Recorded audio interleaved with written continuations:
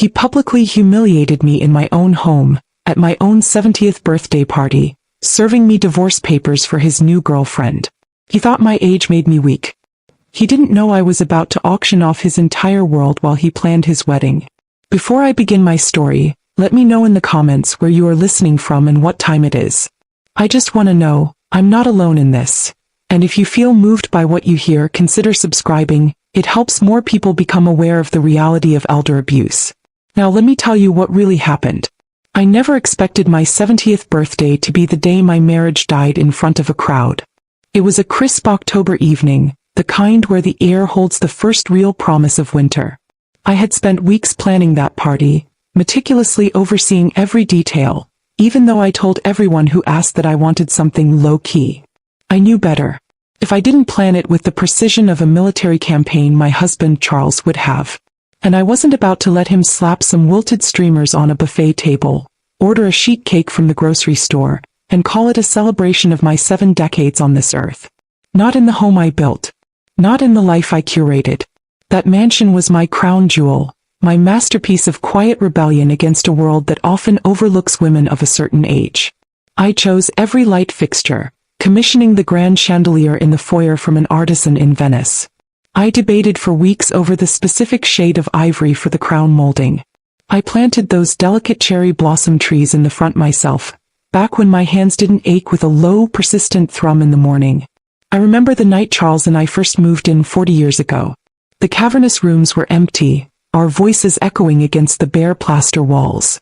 We had no furniture yet, just moving blankets spread on the hardwood floors and takeout containers from the Chinese place down the road.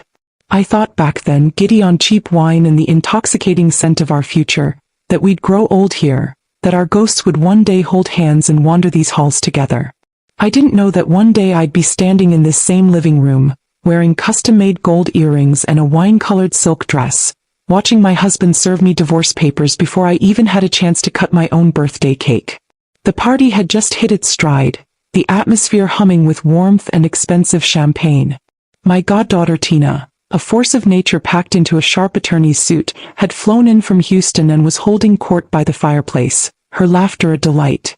Charles's son from his first marriage, Marlon, my stepson on paper but my own true son in every way that mattered, stood beside me, a protective hand on my elbow, his plate piled high with the barbecue shrimp he'd loved since he was a boy.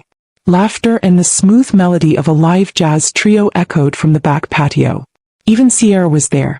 Sierra Wynn, 29 years old, a yoga instructor turned wellness influencer, my husband's cliched midlife, or rather twilight years, crisis made flesh.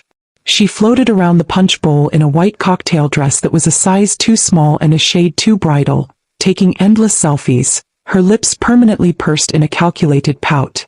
She pretended she belonged, angling her phone to catch the reflection of my Degas sculpture in the background. I had explicitly asked Charles not to bring her. "It's my 70th, Charles," I'd said calmly a week prior. "It's a family celebration. It would be inappropriate." He'd waved away my concerns with a new, infuriating condescension he'd adopted since she came into his life. "Ruth, don't be so provincial," he chided. "Sierra is important to me now. She deserves to be present for significant family moments." I should have known then what he was planning. He made his move mid-toast. Right after I had raised my glass, my heart genuinely full, and thanked my cherished friends and family for celebrating this milestone with me. Right after I looked around that magnificent room at the life we had built and told them that this home, this family meant everything to me. That's when Charles, my husband of 40 years, clinked his glass with a fork, a vulgar, attention-grabbing sound. He stepped forward, his face flushed with champagne and a strange, triumphant cruelty. "Ruth," he announced, his voice booming with false sincerity, "you've always had a way with words. But today, for once, I've got something to say." From the inner pocket of his tailored suit jacket, he pulled a thick, legal-sized envelope. He didn't walk it over to me. He handed it to a passing waiter who, bewildered, placed it on his silver tray and presented it to me as if it were a rare delicacy. I didn't take it. I just stared at it.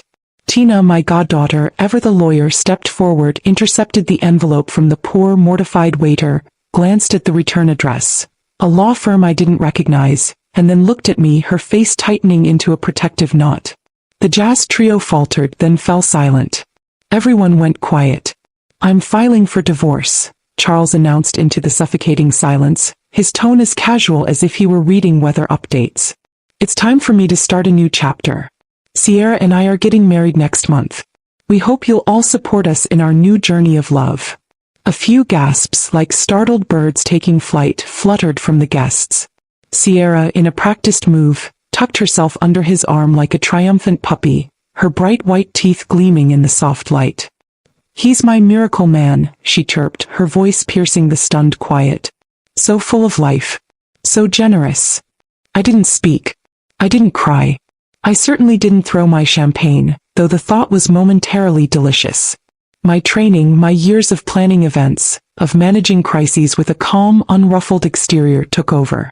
I simply reached for the heavy silk shawl draped over my chair, wrapped it around my shoulders and excused myself to the kitchen, my back ramrod straight. The crowd tried to act normal after that, a forced, brittle cheerfulness returning, but you could feel the temperature in the room had dropped 20 degrees. Marlon followed me, his face a thundercloud of rage. "Ruth, say the word and I will throw him out of your house myself." I placed a calming hand on his arm. "Not now, my love," I told him. "I'm fine." I was not fine, but I was calm. A cold, clarifying calm that was beginning to feel like power.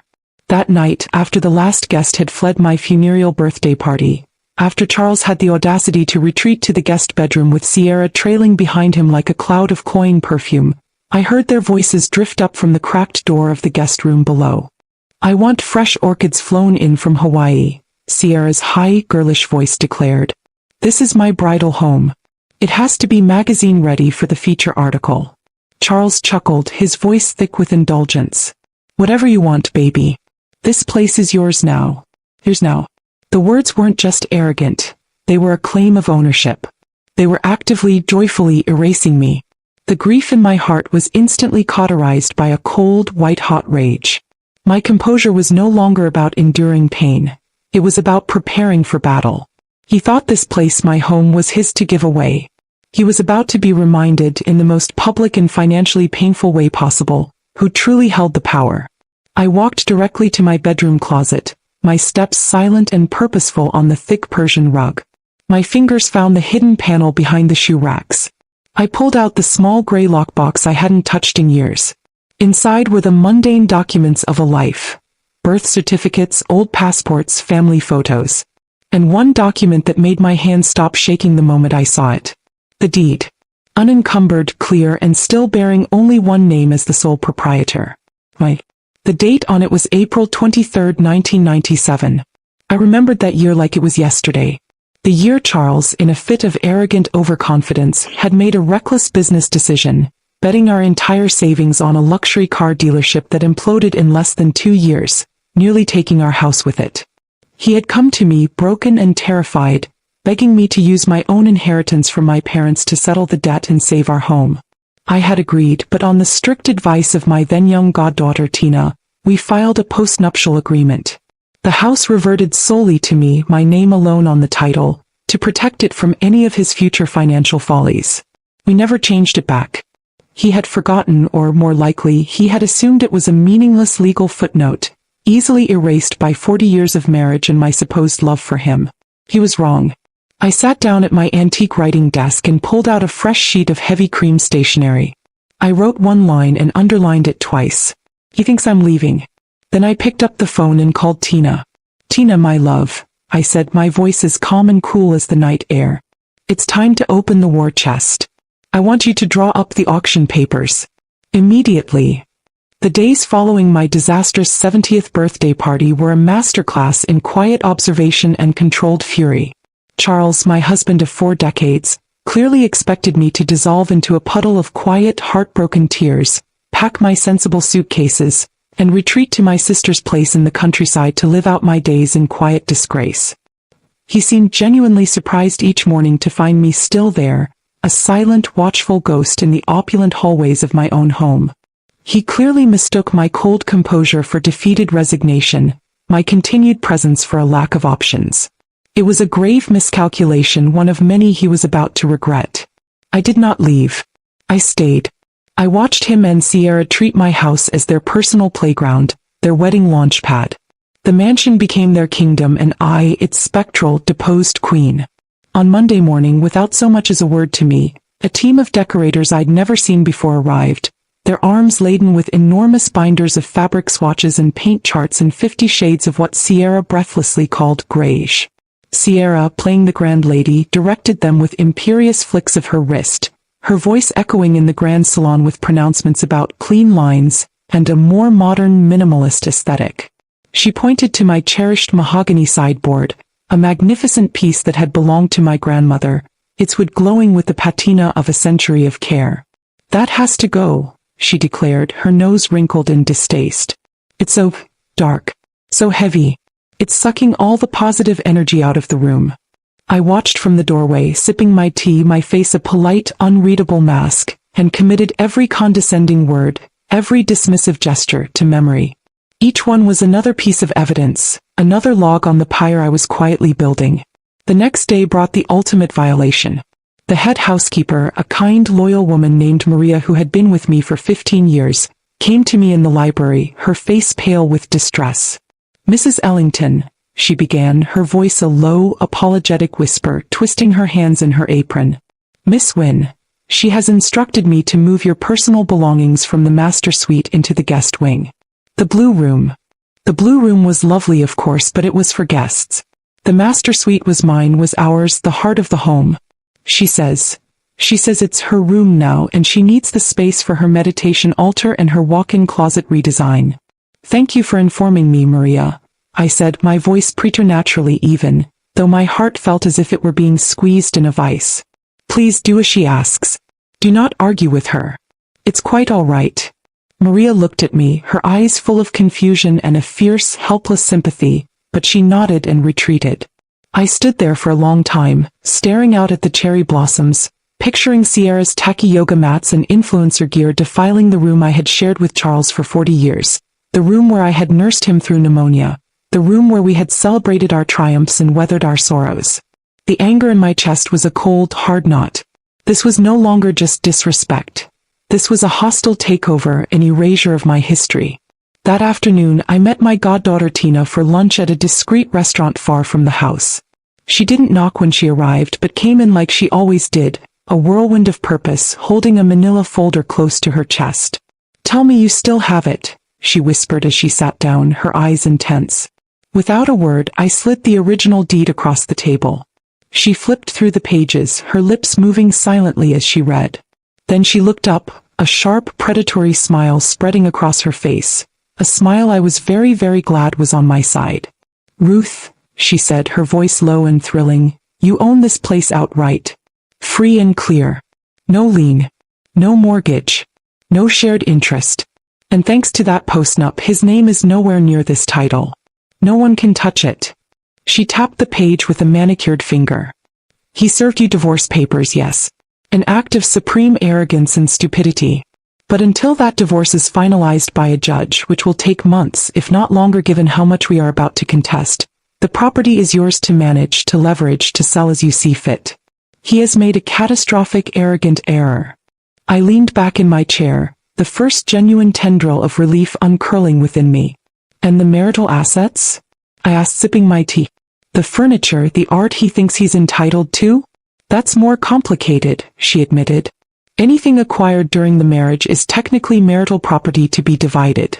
But his behavior, Ruth, serving you at your own party, the public humiliation, his clear intent to install his mistress in your home while you are still a resident. A sympathetic judge would look very kindly on a motion to secure those assets from being disposed of by him or his new partner." She opened her own folder. "And I've already drafted the motion just in case." A week later, Sierra threw a lavish bridal shower for herself in my garden. My roses, the ones I had painstakingly cultivated for years, the ones named after my own mother, were used as a backdrop for her endless selfies with her equally vapid friends. I was not invited. I spent the afternoon in my new room in the guest wing, the windows open, listening to their shrill laughter and the constant pop of champagne corks, the sounds a constant, grating reminder of my status as an exile in my own home. While they partied, I was making my own plans. Tina had the auction listing prepared, the photography scheduled, everything ready to go live on my signal. Meanwhile, on Tina's advice, I had spent 2 quiet afternoons visiting a stunning, newly constructed penthouse apartment overlooking the lake, a listing so new it wasn't yet on the public market. With Tina's help, using a holding trust to ensure absolute privacy, I'd put down a significant non-refundable deposit, paid for with my own retirement funds. Funds derived from the returns on the very investments Charles had once sneered at as my little hobby. The irony was delicious. Tina and I set the date for the auction. We chose a Saturday, the morning after Charles and Sierra's rehearsal dinner, a time we knew they would be exhausted, hungover, their guards down, utterly unprepared for the storm that was about to break. My silence, my apparent compliance, had lulled them into a state of supreme, foolish confidence. They were busy planning a wedding. I was methodically planning an eviction. That night, as I walked past the guest room where Charles and Sierra now slept, the door was cracked open. Sierra was in a new silk robe, posing in front of my antique full-length mirror. "Do you think this would look good for my brand reel?" she asked Charles, striking a pose. "I want something that screams wealth, you know? Opulence." Charles chuckled, the sound thick and indulgent. "Whatever you want, baby. This place is yours now. It will all be yours." I kept walking, my hand gliding silently over the cool wood of the stair rail. But for the first time in days I felt something almost like peace. A warrior's peace. Because I knew something they didn't. I wasn't going to fight their petty battles over backsplashes and brand reels. I was going to watch them lose the war. The final week before their wedding was a masterclass in self-control, a performance worthy of the stage. I moved through my own home like a polite, deferential ghost, my presence so quiet and unassuming that I think Charles and Sierra began to forget I was there at all, beyond my function as a silent, accommodating fixture. I nodded quietly as Sierra pointed out walls she intended to demolish, her hand slicing through the air with a casual violence. I murmured non-committally as she showed me fabric swatches for drapes that would replace the heavy, embroidered silk my mother had helped me choose decades ago. My compliance seemed to fuel her arrogance, and Charles, observing my placid demeanor, seemed to relax completely, convinced I was a defeated woman. The final, most egregious violation came on the Tuesday before the wedding. I returned home from a quiet walk through the park to find my art studio, my sanctuary on the 3rd floor where I painted and sketched, completely cleared out. My French easel, a gift from my late father, was folded unceremoniously in a corner. My canvases, some holding half-finished works, were stacked against a wall, covered in a dusty sheet. In their place, a chaotic jumble of gleaming chrome tripods, soft box lights on spindly legs, and dozens of cardboard boxes spewing brightly colored athleisure wear littered every surface. Sierra's influencer gear. She didn't even have the decency to look ashamed when I stood in the doorway, my face a carefully blank canvas.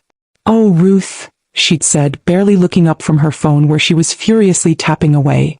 "I just needed a space with better natural light for my content creation. You weren't really using this old room, were you? It's going to be my new media hub. Much better use of the square footage, don't you think?" Later that evening, drawn by a morbid curiosity, I watched a bit of her Instagram livestream from the doorway of my guest wing room. Her audience of followers was a concept I found both baffling and pathetic. A sea of anonymous hearts and fleeting comments. She panned her phone around my desecrated studio, now her media hub. "Manifesting my best life in our forever home," she declared, her voice a saccharine squeal that grated on my nerves. "My soulmate, Charles, and I believe that true abundance comes from clearing out the old, stagnant energy to make way for the new. So excited to show you all the amazing changes we have planned." Charles walked in behind her then, drawn by the sound of her voice, oblivious to my presence in the darkened hallway. He wrapped his arms around her waist, pulling her close. "We deserve this, baby," he'd said, kissing the top of her head. "All of it." Their audacity was no longer just insulting.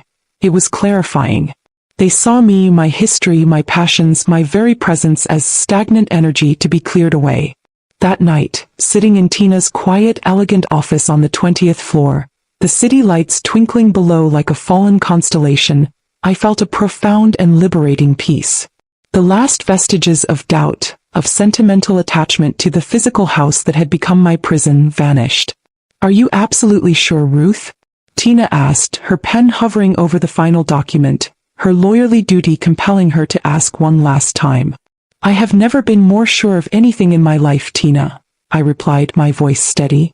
I signed the final paperwork for the penthouse purchase. The transaction was secured with a bridge loan against the guaranteed equity from the house auction and my own carefully guarded retirement funds. It was mine. Then I signed the auction authorization contract. The trap was officially set. The rehearsal dinner was, I heard from Marlon, a lavish affair at the city's most exclusive country club. Charles and Sierra were the toast of the evening, surrounded by her wealthy family and their coterie of fawning friends. Marlon told me his father had made a speech, thanking Sierra's parents for welcoming him into their wonderful family, with not a single mention of his mother, the woman whose home they were all set to return to that night. While they toasted to their perfect future and their forever home, a quiet, efficient moving company, vetted by Tina and sworn to absolute secrecy, arrived at 12 Chestnut Street. Under my calm, watchful supervision, my most cherished belongings, my art, my first editions, my grandmother's mahogany sideboard, my clothes, my personal papers, and yes, the heavy silk drapes Sierra had so casually discarded, were carefully packed and transported to my new serene penthouse overlooking the lake. The movers were gone by midnight, leaving the mansion looking untouched from the outside, but now hollowed out of its soul, its true history. I spent my last night there in my temporary room in the guest wing, the house feeling strangely, wonderfully quiet, a beautiful empty shell waiting for its next act. I felt a pang of sadness not for the house itself, but for the 40 years of love and laughter that had been so easily devalued by the man who had shared them with me. But the sadness was overshadowed by a cold, thrilling sense of impending justice. At precisely 2 a.m., as I knew Charles and Sierra would be sleeping off their champagne-fueled self-congratulations, their minds filled with visions of tomorrow's wedding, I sent Tina a one-word text message, now. Minutes later she confirmed. The auction listing for 12 Chestnut Street was live. It appeared on every major luxury real estate website, a stunning digital brochure featuring professional exterior photographs, a detailed floor plan, and the legally verified documentation of ownership. The heading was stark, professional, and utterly devastating. Iconic Lakeview Mansion. Urgent auction sale by sole owner. Bids close in 24 hours. Immediate transfer of ownership. In bold, impossible to miss letters. I imagined the phones of real estate brokers and wealthy investors across the city beginning to buzz with alerts. I imagined the digital shockwaves already starting to ripple outwards. Charles and Sierra were dreaming of their wedding day, of their future in their forever home. They had no idea that when they woke up, their dream would have already become a public spectacle, a bidding war for the very foundation they thought was so securely theirs. By the time the wedding cake was to be cut, I would already have the keys to a new kingdom, one built not on betrayal but on my own unyielding strength. The first sign of the implosion came not as a roar, but as the insistent, intrusive flash of a professional camera from the street below my new penthouse window. I was already awake, of course. Sleep had been a brief, shallow affair. I sat in a plush armchair, a cup of freshly brewed coffee in my hand, watching the sunrise paint the lake in delicate hues of rose and gold. The silence was magnificent, a stark contrast to the performative noise that had filled my old home. The view from this height was breathtaking, a sprawling vista of the city I had known my whole life, now seen from a new, elevated perspective. But my mind was miles away on Chestnut Street. Marlon, my dear loyal Marlon, had called me just after dawn, his voice a tight wire of confusion and dawning awe. Ruth, what in the world is going on? My phone is blowing up. I've had calls from the Chronicle, from 2 real estate bloggers. They're all asking about an urgent auction for the house. They're saying it's listed as a 24-hour sale. I'll explain everything later, my love, I told him calmly, my voice steady. For now, just know that I am safe, that I am well, and that a long overdue market correction is in progress. I heard him let out a slow whistle on the other end of the line. He understood. I could only imagine the scene at the mansion, and my imagination, I admit, was quite vivid. Charles, waking up late, a dull champagne headache pounding behind his eyes, would be reaching for Sierra, dreaming of the perfect wedding day ahead. The first unwelcome sound would be the insistent ringing of his phone. Annoyed, he would answer, expecting well wishes from a guest. Instead, it would be his lawyer, his voice sharp with panic. Charles, what the hell is going on? Why is your house all over the luxury real estate sites, listed for immediate auction? Confused, Charles would stumble to the window, his mind still foggy, and see them. A news van from the local TV station parked across the street, photographers with long-lensed cameras on the public sidewalk, a small but growing crowd of curious, wealthy neighbors gathering, their faces a mixture of confusion and greedy speculation. He would have been confused, then annoyed, then as the reality began to sink in, a cold, sickening dread would have taken hold. His phone would have started ringing off the hook then. His business partners, his golfing buddies, the best man, all asking the same bewildered question. Charles, are you bankrupt? Is this a joke? Why is your house up for auction on your wedding day? Sierra's screams would have been the next part of the symphony. I could picture her, her face a mask of rage and disbelief, her perfect bridal preparations. The hairstylist, the makeup artist already scheduled, completely forgotten. She wouldn't be on the phone with her wedding planner. She'd be on the phone with her florist, her caterer, her society friends, all of them having seen the news alerts on their phones. Put it on hold? What do you mean the venue isn't secure? I could almost hear her screeching, her carefully constructed brand of manifested abundance, crumbling into a very public, very viral humiliation. They were trapped. Their forever home was now a fishbowl, its impending sale the talk of the town, the juiciest scandal to hit our social circle in years. They were no longer the power couple celebrating their union. They were a spectacle of domestic and financial implosion. Then came the definitive legal blow. Tina called me around 10 a.m., her voice crisp with professional satisfaction. He tried, Ruth, she said. He tried everything. Charles rushed to his lawyer's office, still in his dressing gown, I'm told, and they attempted to file an emergency injunction, a temporary restraining order to block the sale. Their claim? That you were mentally incompetent, acting erratically out of jealous spite. My heart gave a small, cold flutter, a residual fear of his power, but I trusted Tina completely. And, Tina said, a triumphant smile in her voice, I was already at the courthouse, waiting for them in the judge's chambers. I had anticipated this move. I presented Judge Miller with the signed post-nuptial agreement from 1997, the original deed in your name only, your pristine financial statements, and a detailed affidavit outlining his recent behavior, including serving you divorce papers at your own birthday party and the subsequent takeover of your home. Tina paused for effect. The judge, a woman I know to have very little patience for entitled, bullying men, took about 5 minutes to review it. Another pause. She denied his motion. Emphatically. Her exact words were, "This motion is frivolous, vexatious, and frankly insulting to my intelligence, counselor." In layman's terms, Ruth? She told him it was too little, far too late. The sale proceeds unencumbered. A single cleansing tear traced a path down my cheek. It was truly done. He had no legal recourse. The house was mine to sell, and sell it I would. At that very same hour, as Charles was likely absorbing the shock of his swift and public legal defeat, the front door to my penthouse swung open. Marlon entered, his arms full of the last box from my old study, his face a mixture of awe at my new surroundings and a fierce, protective loyalty that warmed my heart. "Ruth," he said, setting the box down. "You are absolutely incredible." He helped me unpack the last of my things. My art supplies, my favorite books, the small framed photo of my husband and me on our wedding day a lifetime ago. I placed it on the gleaming mantelpiece, the morning light glinting off the glass. Then I walked over to the dining table and placed a small, elegant vase of fresh white orchids in its center, the very flowers Sierra had declared funereal and dreadful just weeks ago.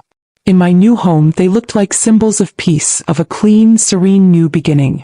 Marlon, following my gaze, understood completely. He found the box containing Sierra's discarded drapes, the ones she'd had taken down from my old living room windows because their history represented stagnant energy. They were beautiful hand-embroidered silk. He held them up against the vast sunlit windows of my new living room. "They'd look perfect here, Ruth," he said softly, and so we hung them. Sierra's cast-offs, her symbols of stagnant energy, now framed my magnificent new view of the lake, a quiet, final, delicious irony. The house on Chestnut Street was no longer theirs to claim. Legally it never was. And I, the woman he thought he could discard, was already home. The online auction was a spectacle, a masterclass in public humiliation orchestrated from the serene comfort of my penthouse balcony. With Marlon beside me, a sleek laptop open on the small glass table between us, I sipped my favorite Earl Grey tea and watched the frantic digital dismantling of Charles's carefully constructed world. The real estate website featured a live bidding tracker, a relentless, ascending tally of numbers that represented his arrogance being monetized, his future being sold off to the highest bidder in real time. It was the most satisfying financial report I had ever read. The morning had been a chaotic symphony of his downfall. The local news had picked up the story, running a segment with aerial shots of the mansion under the headline, "Tycoon's Wedding Day Woes. Storied Ellington Mansion in Shock 24-Hour Auction." News of Judge Miller's denial of his injunction had spread like wildfire through the legal and business communities. The story was irresistible. The aging, image-obsessed tycoon, the much younger influencer bride, and the scorned first wife with an ironclad postnup and a will of steel. My name, Ruth Ellington, was being whispered in boardrooms and at country clubs with a mixture of awe and respect, while Charles's was being dragged through the mud of public opinion as a fool who had catastrophically underestimated his wife. Sierra predictably had a complete and utter meltdown. Not in private, of course. Her entire existence was a performance, and her humiliation was no different. She went live on Instagram from the manicured back garden of my old house, her face tear-streaked, her mascara running, her voice a raw shriek of fury and victimhood. "She's a monster. A bitter, jealous old hag," she wailed to her thousands of followers, her phone shaking in her hand as she paced the very flagstones I had chosen. "She ruined everything. My wedding. My brand. I had 10,000 followers waiting on our mansion tour. This was supposed to be my big launch. She's trying to destroy me because she can't stand to see Charles happy."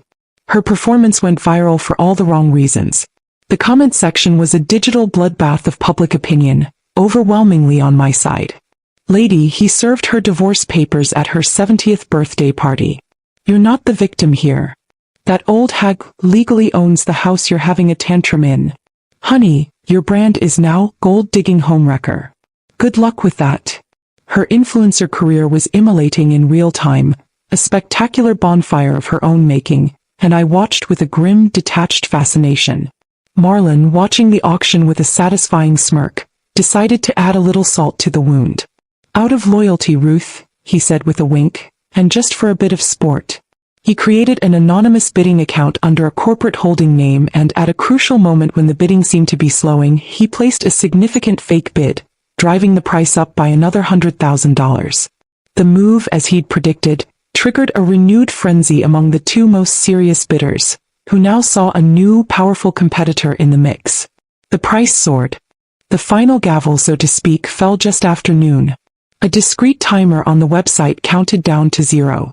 The mansion, my home of 40 years, the foundation of Charles's world, sold for a staggering $4.2 million. The transfer of funds was already in motion, handled with ruthless efficiency by Tina and her team.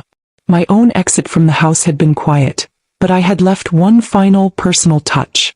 Before the movers arrived for my belongings, I had taken a small hand-carved wooden box, a simple anniversary gift Charles had made for me in the early, happier days of our marriage when his hands were still more familiar with tools than with stock portfolios. It was a small thing of no monetary value, something he had likely long forgotten. I placed it on the center of the grand foyer mantelpiece, a place no one could miss. Inside there was no jewelry, no sentimental keepsake. Just a single folded note. It read, "You forgot what we built." I didn't. The aftermath for Charles was swift and brutal. The eviction notice, a standard clause in such a high-stakes, immediate transfer auction, gave him and his non-bride 24 hours to vacate the premises. I imagined the frantic, humiliating scramble to pack up his life, his dreams, his expensive suits and Sierra's endless boxes of influencer gear, under the watchful eyes of the new owner's representatives. And then the final delicious insult.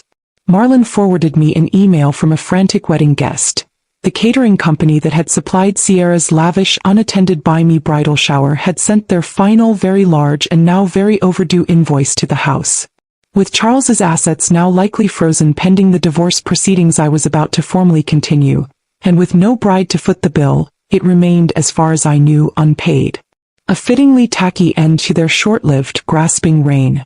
From my balcony, sipping my tea, the city looked beautiful, serene. The air was clean. And I was, for the first time in a very long time, truly, profoundly at peace. The days after the auction were a quiet unfolding of my victory, a meticulous reordering of my world on my own terms. The first thing I did was take the unsigned divorce papers Charles had so theatrically served me at my 70th birthday party, and with a deep, satisfying sense of closure, I tore them neatly in half and let the pieces flutter into my elegant new recycling bin. I had no intention of divorcing him now. Why would I? Let him remain tethered to me in legal limbo, the woman who held all the cards, the woman who had so comprehensively outmaneuvered him. Tina McCall confirmed the legal situation with a triumphant smile during our next lunch. The marriage was never officially dissolved by a court, Ruth. The house was sold, the money is yours. The community property laws will apply to other assets acquired during the marriage, of course, but the biggest piece, the mansion, was and always had been since 1997 your separate property protected by that ironclad postnup. His attempt to force you into a quick divorce to get his hands on it backfired spectacularly. Now, any divorce, any settlement will be on your timeline and on your terms. And I must say, she added, raising her glass of iced tea, your terms are likely to be rather stringent. Sierra Wynn vanished as quickly as she had appeared, a puff of perfumed smoke. Her influencer accounts went dark, her brand utterly destroyed by her own viral meltdown. With no mansion, no wedding, no access to Charles's now drastically reduced funds, she had no more use for her miracle man. There was no prenuptial agreement because there had been no nuptials. She left, I heard through the grapevine, with her yoga mats, her ring lights, and her shattered dreams of social media stardom, likely already on the hunt for her next wealthy patron. Charles was alone. He tried to call, of course. It began with a barrage of furious, sputtering texts filled with disbelief and threats of legal action. When I didn't reply, the tone shifted. The voicemails started, left from unknown numbers, his arrogance dissolving into a pathetic, pleading whimper. Ruth, we need to talk. Please. This is all a terrible misunderstanding. I made a mistake, a terrible mistake. I wasn't thinking. She got in my head. Please just call me. I deleted each message without a flicker of remorse. Instead, I took a piece of my new elegant stationery, the kind with my initial, R, embossed in a subtle, tasteful gold at the top, and wrote a short, simple note. I sent it via courier to the downmarket business hotel where I'd heard he was temporarily staying, a place with polyester bedspreads and a view of a parking garage. The note read, I don't answer to guests. That was the last communication I intended to have with him for a very long time. My life now was about building anew, about filling my beautiful new space with peace, with art, with the people I truly loved.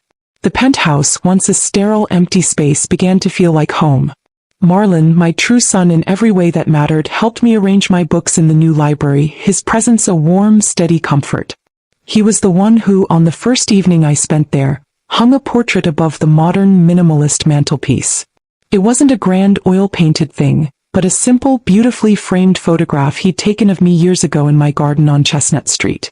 In it, I was wearing my favorite wide-brimmed garden hat, my face turned towards the sun, my hands happily covered in soil, standing tall and proud in front of the very house I no longer needed, the house that had been the stage for both my greatest joys and my deepest sorrows. As I settled into my reading nook that evening, a cup of herbal tea in my hands, the city lights twinkling below like a carpet of fallen stars, I felt a profound sense of peace. Charles had seen my age, my quiet nature, my long-standing loyalty as weaknesses to be exploited, as things to be discarded. He thought that by bringing in a younger, flashier model he could simply render me obsolete, a relic from a bygone era. He thought my age made me expendable. I looked at the portrait of me in my garden, then around at my beautiful new home, a home built not on a shared past rife with betrayal, but on my own singular, resilient strength. The foundation of his world had been built on my love, my support, my assets. When he tried to knock me out from under it, he discovered, to his ruin, that I was the foundation all along. And I was, and always had been,